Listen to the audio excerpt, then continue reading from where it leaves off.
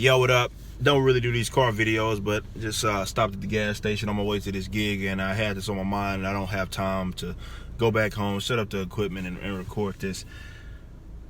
I'm hoping that my fellow libertarians are seeing the reactions that are happening out of this whole David Koch being, he basically passed away. I believe it was pancreatic cancer he had been battling with, and I'm hoping that y'all saw that.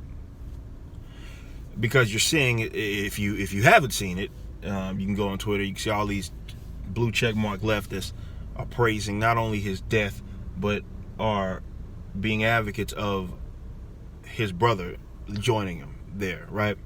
So what I'm hoping this shows you, specifically those guys that are on the, I use left libertarian very loosely here, as in I don't like to call them libertarians because in the modern sense they aren't. And so we disagree top to bottom in a lot of different things. But certainly those who even are actual legitimate libertarians, but they think that there's something to gain by trying to signal to the leftists.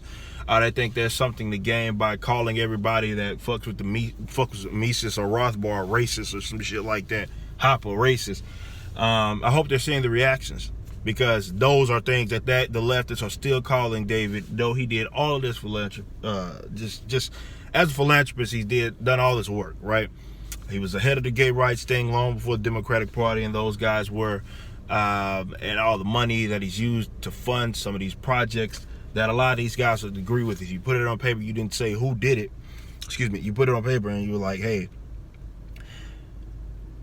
how do you feel about somebody doing this, and that? And they'd be okay with that, right?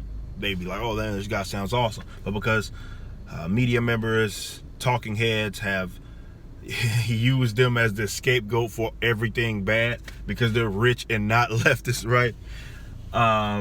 They pile on them, right? And they told them to hate them, even if they know they don't really know anything about these bros, right? So I'm hoping these guys are seeing the reaction on a serious note. And this is why folks like myself say that there's nothing to gain here by trying to signal to them, because they're going to call you all these things. So when you try to signal to reason with some of their idiotic notions, you're wasting your time, because if they want, they're going to still deem you as all of these different things. Ironically, the same things you guys, some of these left libertarians, deem guys like myself. You know what I mean? They're going to call you that regardless. So I'm hoping these guys are paying attention to this. This is a prime example of it, especially those guys, those Cato guys,